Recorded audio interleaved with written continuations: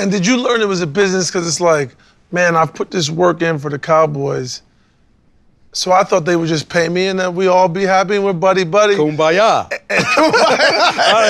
I walk in and say, hey. Forever, baby. I'm like, what's going on? I'm like, what's going on? It's us. It's just us. I mean, and you realize they were like, nah. I thought you liked me. I mean, like, come on. I mean, did I not do what you asked me to do? Why am I sitting out watching my teammates play without me? Exactly.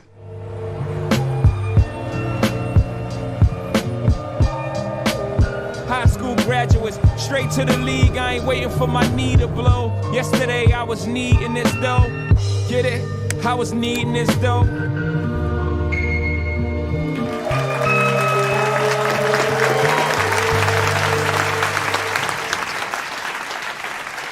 I mean, maybe we should just get this out of the way. I grew up a 49ers fan. So I watched all those NFC Championship games, the back and forths, 94 and 95. And all right. You guys won a bunch, they won a few. I like the word bunch versus a few. You guys definitely, yeah. And you grew up in Pensacola, Florida, right? Yes. What was Pensacola like? Pensacola was a great small town to grow up in. When you grew up in a small town, like everybody knows you and knows your folks. Yep. So you can't get in no trouble. You can't do nothing. Exactly. Anytime you get in trouble, I'm gonna tell your mama, I'm gonna tell your daddy.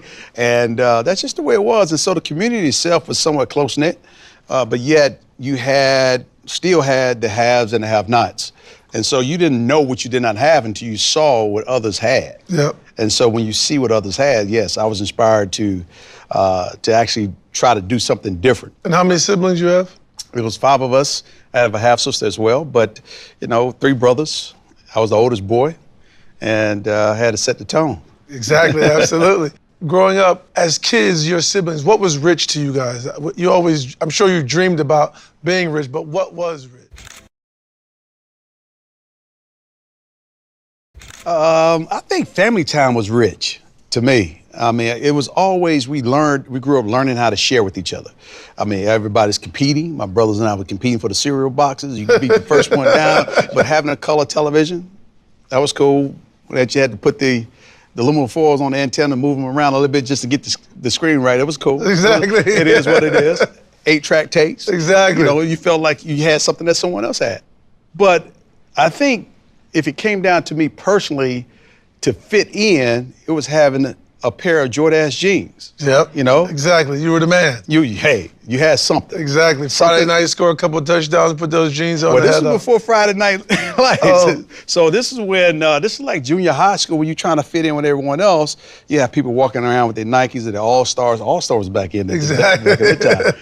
But, just trying to fit in. Do you remember the first time that you realized, like, whoa, there are people who live different than us?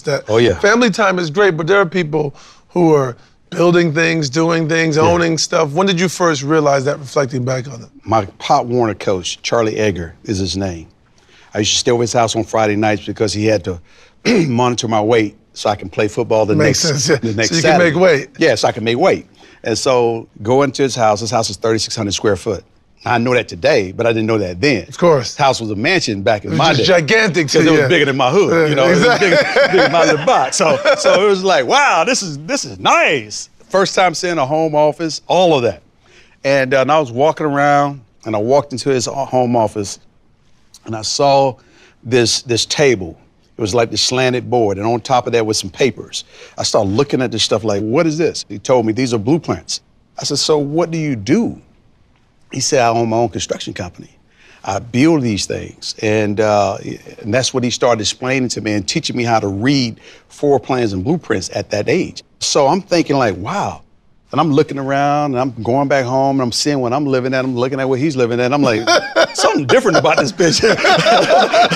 Something's different about this bitch. Something he's doing right. He's doing something right. Yeah. And so having that conversation, that one-on-one conversation with my coach, and this was like every Friday night, I got a chance to be very inquisitive, asking all types of questions. And he said to me one day, he said, listen, you have great talent and your talent can take you a long way.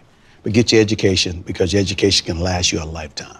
Here all along, I'm thinking that this man was just my football coach. Yeah, he was doing that just for fun. I thought this is what he did for a living. But no, this is his charitable component of giving back to the community because he loved Football. Because in the projects, what did people do for a living there? Oh, well, my father was a city bus driver. Got it. My mother did odd end jobs, whether she worked at a taco shop or eventually she ended up working her way into, she worked at a nursing home. And so I wanted to buy these Jordashes. I wanted her to buy me something like this. She said, I can't afford it. I said, why not? I said, she said, if I buy these for you, when am I gonna get your brothers and sisters? She said, well, won't you get your job? I said, okay, if I get a job, can I go buy anything I want? She said, anything within reason. So I got my first job at Magnolia Nursing Home.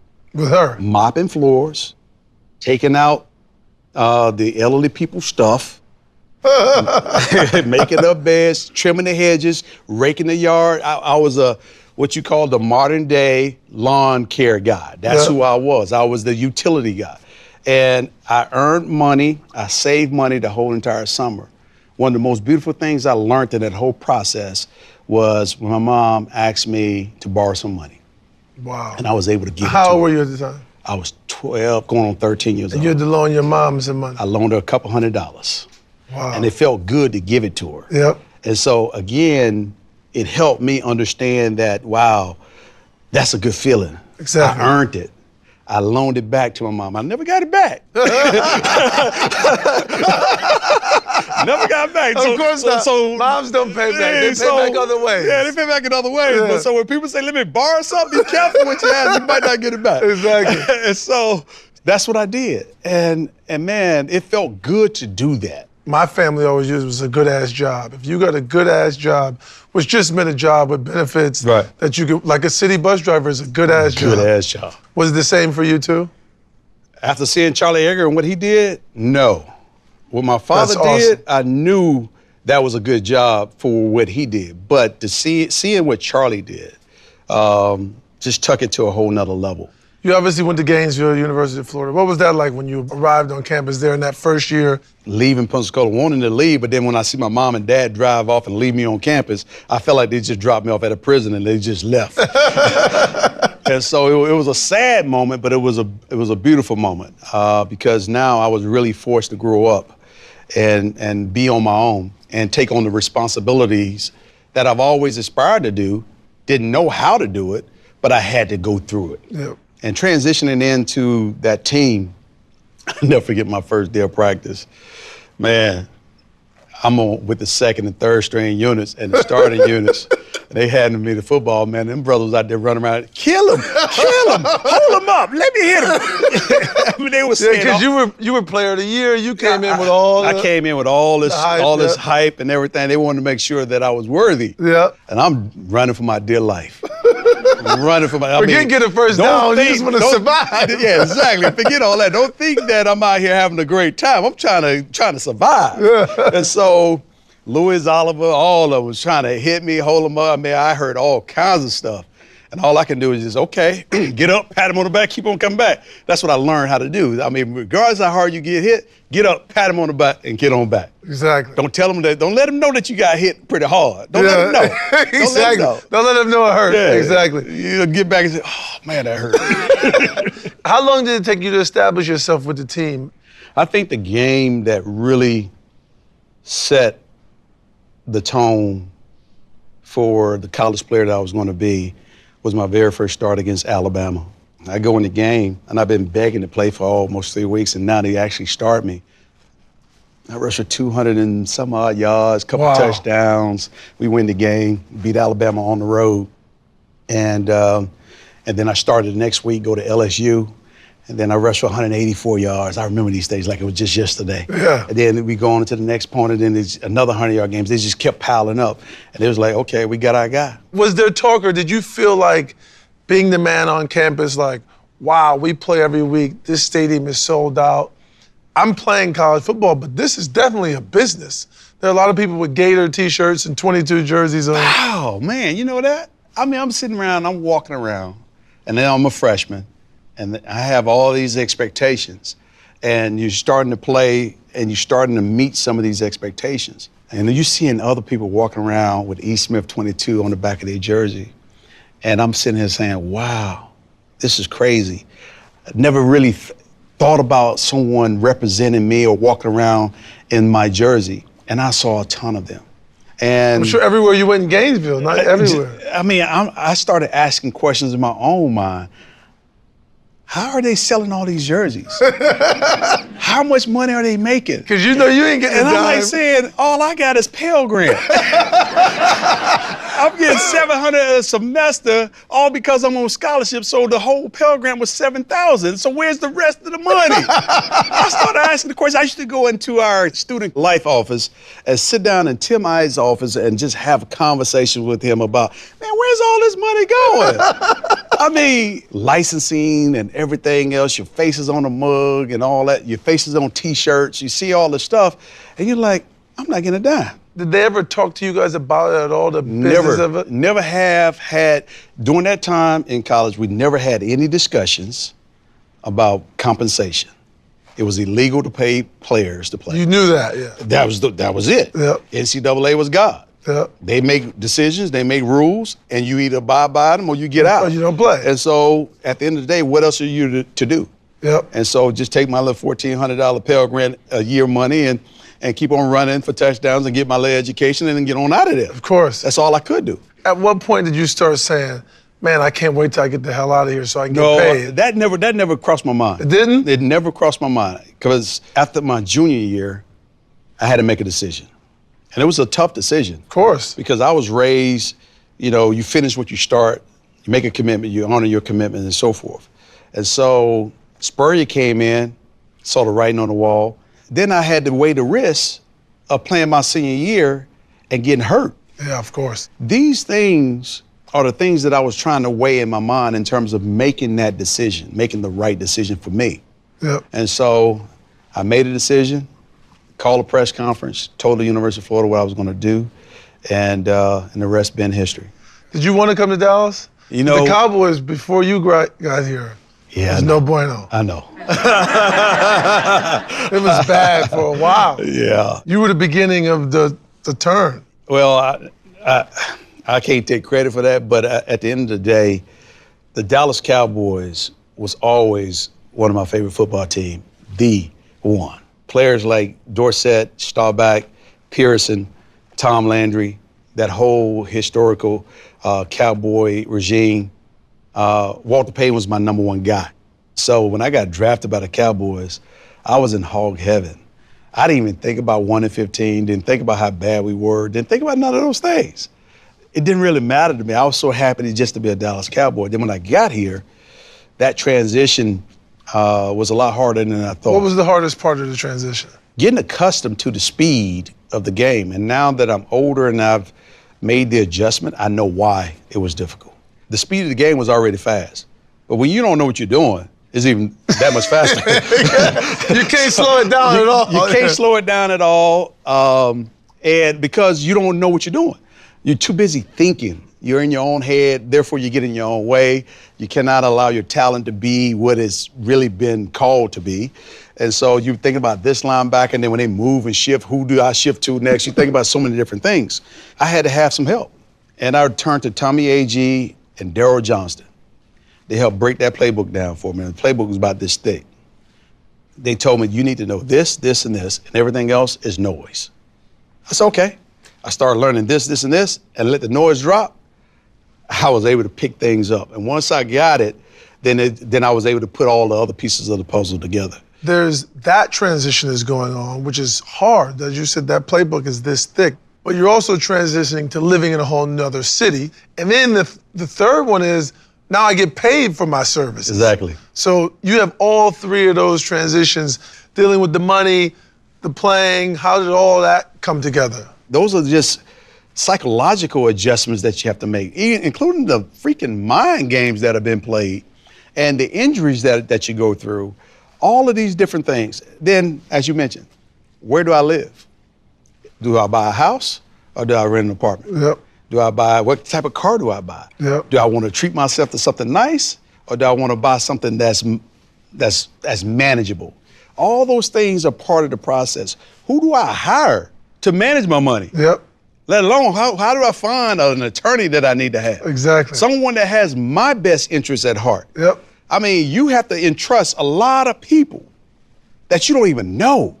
And so going through that whole process and trying to develop this discernment about the people that you want to work with and the people that you're entrusting to manage your millions. All of it, yeah. All of that.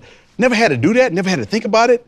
How much is my value and all that. I never thought about it. All I did was get on that football field and run, go to class on Monday through Friday, get on the field and run, go to class on Monday through Friday, work out. That was it.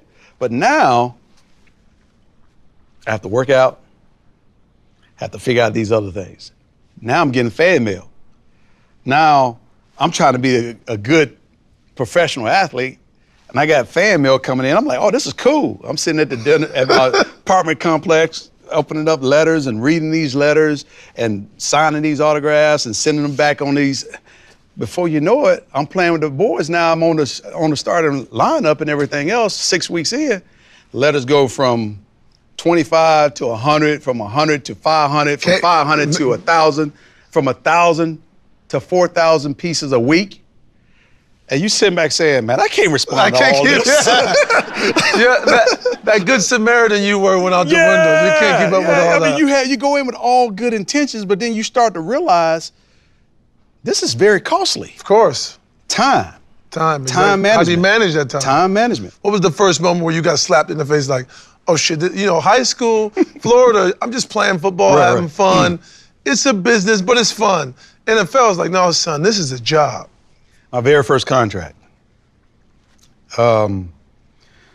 Negotiating that deal. And at that time in 1990, many people may not realize this, but at that time, when your contract was actually up, you became a free agent. So you could sign a 3-year deal, and after your 3 years is up, you could become a free agent.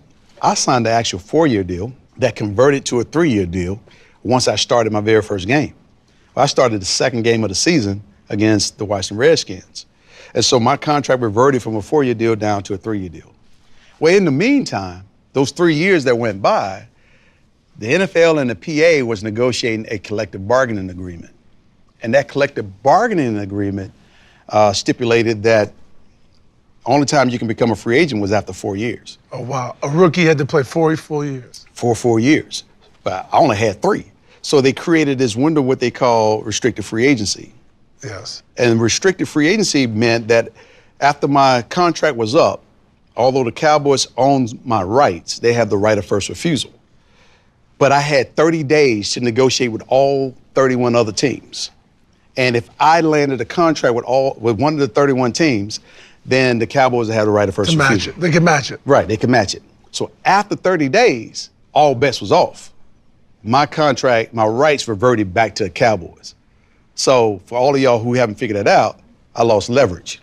Yeah, because nobody's going to offer you a deal because they know the Cowboys are going to match. Well, why not mess up their salary cap? Why match? Exactly. I mean, if you all that, I mean, you rookie of the year, you became an all-pro in your second year, you led the league in rushing.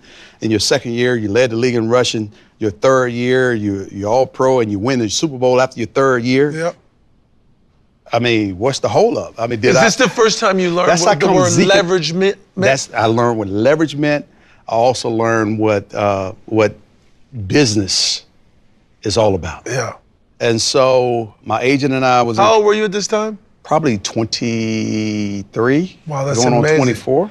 That's amazing that you have to learn that level of business at that age. Most people in normal business, executives, entrepreneurs, don't learn that until they're much older. Right. You have to figure that out at 23. At 23. So when you're looking at players, these are young men and women negotiating contracts and trusting someone to negotiate the right contract for them, whether it's performance contract or a marketing contract. Either way it goes, you're entrusting someone to do that on your behalf. It can easily make you bitter because you entrusted that they were going to do the right thing. Well, I got signed, came on in, and things got turned around, and we went right back to the Super Bowl. Yep. And so, yes, you learn right then and there it is a business. It's a business. And you learn how to treat it like a business. You also, did that forever change your thinking about the NFL? Completely. Did you guys have conversations like this about money, about finance, about investing in those days? We did. We talked. Even some of my teammates and I tried my rookie year. I saw 4 corners of just raw land. And I'm sitting here saying to myself, and I'm only 10, 15 minutes from the airport. I'm saying, man, this place is gonna be something one day. So I went to some of my teammates and I said, hey guys, when we parlay our money together, let's go buy this land. And this is before I actually got my first signing bonus. So when I got my signing bonus, I'm sitting here thinking $1 million is $1 million. It's really not. It's really 640. Exactly, before it even touched you. And so I go through that whole process, and they're like, yeah, let's do this, let's do that. Then by the time it come to getting his money, ain't nobody, the crickets out chirping. I can't put all my money in one basket. Of course. So I never did. But I saw something, and I knew it was valuable. I just did not know how to extract the value out of it at that time.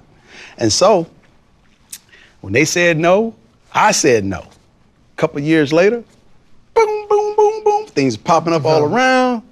That hard corner right now is probably worth over $50 million worth of cash flow. Wow. And it's probably valued at a couple $100 million.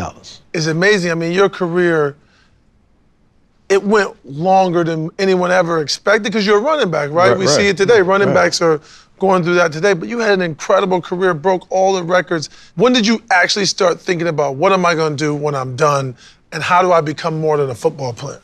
That happened probably in '96. I met Roger Staubach when I got here in '90. In fact, I invested in an office building that sat right behind our practice facility in Valley Ranch. Built the office building along with some other folk, and we used the Staubach company to do the lease up. And so going through that process with them and getting money out and getting my returns and making some money on the transaction, I was like, yeah, this is cool.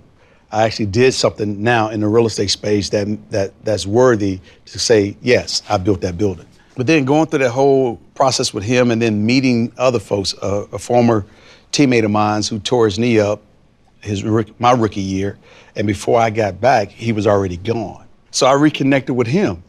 And so with him, I'm riding around up in Bristol, Tennessee, and we're talking real estate language, and he's showing me all the things that he's doing, and so he breaks it down, 43.560. That's the first time I ever heard of 43.560, and it wasn't the yardage that I was rushing for. He wasn't talking about football. It's the square footage in an acre. And how they breaking that thing down and how they translate that into an actual cost per square foot. And we just started having a dialogue, and I just started getting more educated, come back and just start looking at things from a different perspective. I invested into a couple different funds that the Staubach company actually had, start getting my yield back, and I started asking questions. Follow the money. Where's the money going? Who's putting it together? How much we're getting? How much are they getting? And then learning how to put deals like that together. Yep. I was like, yeah, I think I know what I want to do. How do you use and what does the leverage of being a cowboy mean? Now you understand you can pull some levers, right? Right. Understanding that I do have a brand, and my brand, I ain't gonna say it's a cowboy brand, but when I think about great brands and what they stand for, the one thing I have learned is when you're a performer, does your brand perform? Is your brand consistent? Is your brand a winner? Does it have all the attributes that a company like JP Morgan Chase would love to be associated with? Understanding that, and how does that play in business? Yes, most athletes can get on the phone and call somebody and get into a room and have a dialogue. Can you close the deal? And not only close the deal, but can you execute against the deal? And the one thing I've also learned is we're all in the service business, Maverick. We're all in the service business. People may not think about it that way. And the reason why I say we're in the service business, because every time I get up and every time I go to work, I'm servicing my family. Every time I have a client that gives me an opportunity to work with them and to earn the right to do business with them, my job is to service and make sure that I provide them with a quality product. Even when I play football, if you pay Jerry $45 to go park at AT&T Stadium, walk into that stadium and give up a $450 ticket. Walk up the stairs and sit wherever you're going to sit, and then order a $25 hot dog and get a $35 Dr. Pepper. Whatever you do, you come to the stadium to see quality football. You don't come to see 1 and 15. No. That's not what you're coming to see. And as a player, I don't want you to see 1 and 15. I want you to walk in there with an experience and say, man, I just seen the best running back I ever seen in my life. Yep. That was my job. So I've been servicing a whole lot of things. And even on Dance with the Stars, I want you to feel like you can get it on that television and dance with me and Cheryl while we out on that dance floor. And so service is who we are. It's what we do. Sharing beyond that is what we do as well. Do you have young players, whether it be Cowboys or non-Cowboys or athletes, coming to you for advice and information? I do. Because they're very young, right? That's the thing about, I always talk about athletes. They have to make and understand this stuff at a young age. You had to learn leverage at 23 years old. Yeah. I do. And I welcome it. I don't necessarily reach out to other players. I learned this from Michael Jordan. I called him one day in the late 90s, and I said, Mike, I want to sit down and talk business with you. He said, okay. He said, meet me in San Francisco. I'm going to be in San Francisco on this date. Jumped on the plane, hopped up there, flew up there, sat down. We met at the Four Seasons. We sat down in the lobby area. He had, what did he have? He had Grand Marnier. I remember it. I ordered Grand Marnier too. And so we sat there and we talked about all types of business. And at the end, my question was to Mike. I said, Mike, why don't many of us do this? How come we don't sit down and have a conversation with each other like this, or parlay our resources together and go conduct business at the highest level like this? He said, well, E, it's like this. He said, what did you do? He said, you picked up the phone and you called me. You wanted to have some information. If you didn't call, we would have never had this meeting. He said, but all because you called, I wanted to give it. I don't want to impart wisdom upon somebody that don't want to receive it. You have to have fertile ground in order to allow these seeds to be planted. And you have to have a level of humility in order to seek information in areas that you're aspiring to get to. That information resides in people and places, and you have to be willing to go there to do it. But you have to humble yourself in order to get in front of them to allow them to do that. If you show somebody that you're willing to meet them halfway, they'll probably meet you halfway 9 times out of 10. What's the one thing that you can't help it, if it's there, you're like, I'm buying this for myself all the time? Nothing. Nothing. Nothing. You have to control a bag of Cheetos. That's it. A bag of Cheetos. I'm serious. I mean, it's either that or it's something like that. I mean, because at the end of the day, I've come to realize that, a lot of this stuff that we actually have, it's something to make you feel good. Yeah. And if I gotta buy stuff to make me feel good, then it's the wrong thing for me. For me, it's like I get my joy out of watching my family celebrate birthdays and Christmas and holidays and being around family. Like I go back to my roots. I'm sure there's something about being in the projects in Pensacola, like a broke habit that you still got. Is there one that there's something that just stops you from doing that or that because you remember being that kid in the projects? Well, I'm still trying to break that old slang. That's not going anywhere. Exactly. But I think the thing that I have taken with me from the projects is grits and eggs. Yep. I still love my grits and eggs and bacon, and I won't leave that alone. My kid, I just love breakfast food. Yeah.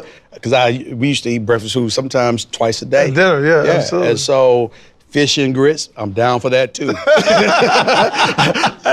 For me, you're gonna find that I like some of the simplest things in life. Yeah.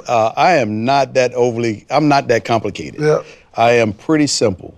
When it's all said and done, what do you want to be known for first? Emmitt the running back or Emmitt the real estate developer, the entrepreneur? Neither one. Neither one. Emmitt the dad. Nice. Emmitt the dad that imparted his wisdom as much as he could to his kids and raised his kids to be productive citizens. And so to be able to watch, and hopefully God blessed me to be on this planet long enough to see them not only get married, but have kids and have their own careers and so forth, but to watch how things turn out. Yep. And I pray that they turn out well for all of my kids, and including your kids too as well. I don't wish nobody else's kids are ill, but I want my kids to be pretty good too. Of course, yeah. Absolutely. Well, you're an amazing man. I'm sure they'll be great with a dad like you. Everybody give it up for Emmitt Smith.